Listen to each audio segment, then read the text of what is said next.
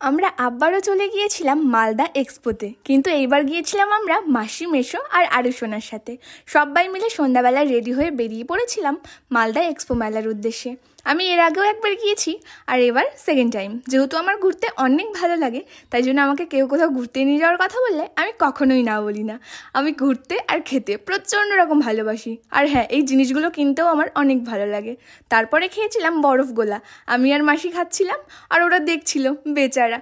তারপরে আমার এটাতে উঠতে খুব ইচ্ছা করছিল, কিন্তু আমার পার্টনার ছিল না। তখন আমি সুমনদাকে খুব মিস করছিলাম, যেহেতু এর আগের বার নাগরদোলায় আমি সুমনদার সাথেই উঠেছিলাম। বেশ আমার এটাতে উঠতে ইচ্ছা করছিল। ওই যে বললাম, পার্টনারের অভাব। টিটু তো যা ভয় পায়। তারপরে মেশো একটু আমাদেরকে চশমা পরে পোজ দিয়ে দিচ্ছিল। দেন আমরা মেলা থেকেও কিছু শপিং টপিং করে এবার আমরা বেরিয়ে যাব। তারপরে গিয়েছিলাম আমরা পারদেশিতে। প্রায় অনেক দিন পর ঢুকেছিলাম, যেহেতু পারদেশিতে ওরম ঢোকা হয় না।